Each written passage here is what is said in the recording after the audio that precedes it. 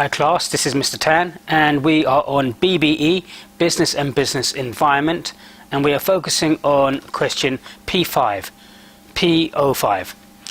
Question P5 says, conduct an internal and external analysis of Toyota in order to identify their strengths and weaknesses. So conduct an internal and external analysis of Toyota in order to identify their strengths and weaknesses. Well, we're looking at this question, so obviously it's asking us to do a SWOT analysis, SWOT, SWOT, strengths, weaknesses, opportunities and threats. And it says conduct, so carry out. But then in the question, within the assignment, it asks you to explain the interrelationships with external factors. So explain the relationships of SWOT to external factors like pastel, for instance. So the first thing we can do is to start with SWOT and on the case study of Toyota. So what are some of the strengths of Toyota? We know that Toyota has a strong brand image and it has a very strong brand positioning in the global marketplace, let alone the UK or Japan or elsewhere. In Japan it has 45% of sales. In Europe it has about 4.5% of sales. In China it has 7% of sales. In Asia it has 13% of sales, and in North America it has about 12% of sales. So it's quite dominant worldwide in terms of the number of sales that they have. They have a strong research and development department, and strong research and development is key to any company. Coming up with new products is the lifeblood of any company. If you stay stagnant and you don't come up with new products, then eventually your company would die.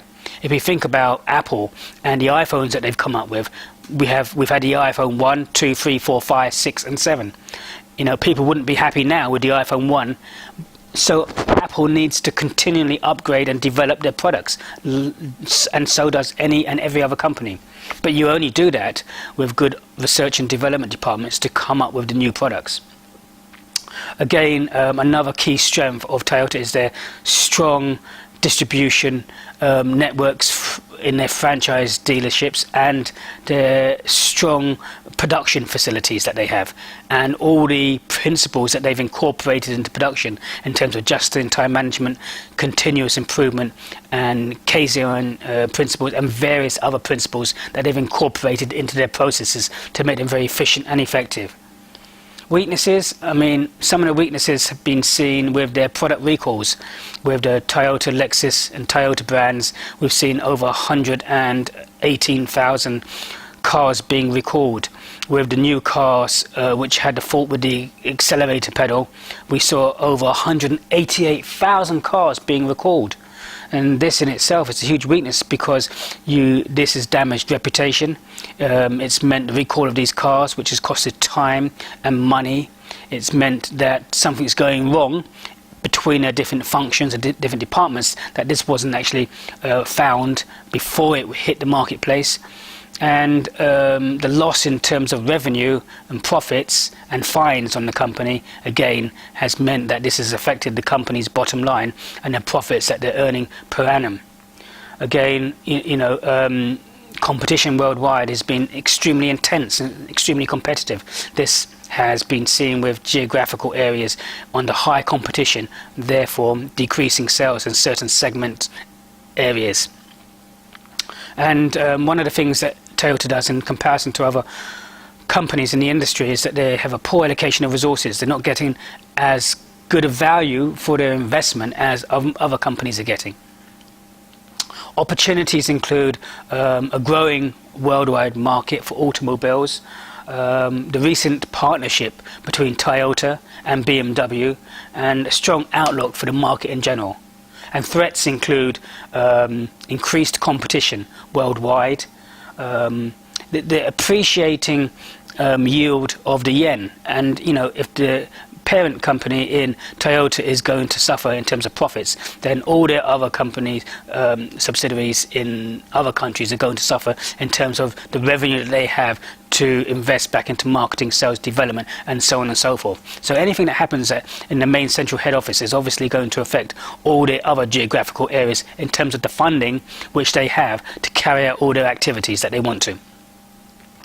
And then the other, again, biggest threat to Toyota has been the natural disasters that have been happening in Japan. Again, if it affects the head office company, then it's going to affect their resources and the revenue which they have to spend, and the revenue and expenses that they can allocate out to each of their geographical areas.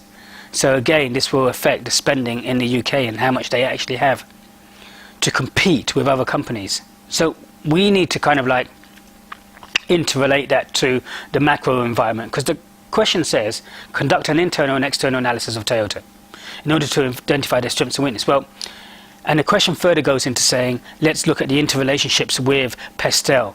So we can see with Pestel, one of the political things that has been happening in Japan has been the Japanese government giving subsidies to the Japanese people if they buy cars with hydrocarbon fuels. Well, Toyota was the first car manufacturer to come up with the car with the hydrocarbon fuel.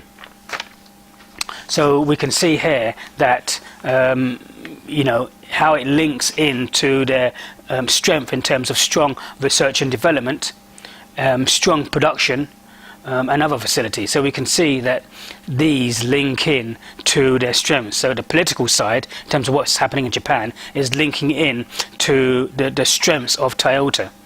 And the other thing is, in terms of the production, in terms of the political side, Toyota is trying to now push heavily to go into Thailand. And they had a target of trying to produce 800,000 cars to distribute in Thailand, but they've increased that now to 100,000 cars to distribute into Thailand.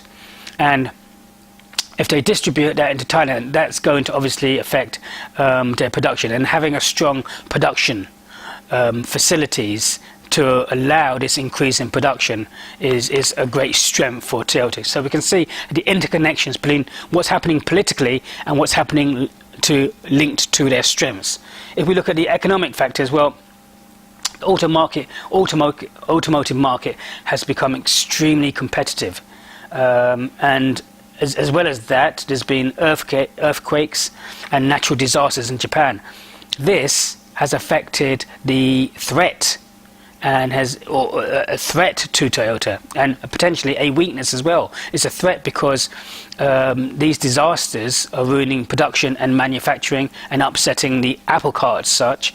And again, it means that this is affecting, you know, Toyota in Japan. Is going to affect their profits. It's going to hit their profits. It's going to hit their profits in terms of how much they can spend and how much they can allocate back out to their regional sectors. So even if we look at the social factors, the social factors have seen from a Pestel perspective that there's been a huge amount of fines and penalties with the recall of cars and the penalties due to the accelerator pedals sticking, which again created 188,000 cars to be recalled. Again, this is seen as, you know, damaging to the company. It's a threat, definitely a threat to the company in terms of loss of sales and loss of products which are going out. Then we look at technological factors, where Pestel has a direct connection to their research and development department, which is seen as a key strength of Toyota. As we said before, Toyota was the first company to come up and develop the hydrocarbon car, and you know, and they were selling this predominantly in Japan, and they lead the way to develop it and distribute it in all the other countries that they have distribution networks in. So again, they are first on the scene and they are leading the way forward in this field. Again, linking in, interrelated to their strength. And again, if we look at the environmental factors, again, you know, Toyota are committed towards trying to produce economies of scale, efficient products, reliable products, and green products, reducing the CO2 emissions, reducing all other emissions, and even the carbon footprint in terms of the complete manufacture of the component parts of the motor vehicle. So we can see in this instance that in terms of a strength, they have strong research and development, strong production, and strengths in terms of having power over their suppliers in order to implement these policies and procedures.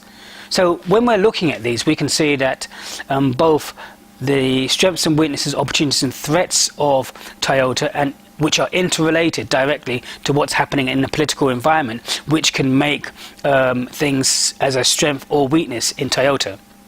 So the way to start off answering this question is obviously to look at the strengths, weaknesses, opportunities and threats of Toyota, to go into these points, and then to talk about Pestel and to talk about specific things that are happening in the political, economic, legal, social, technological and environmental side of, and how that's affecting and how that's linked into the strengths and weaknesses of Toyota themselves.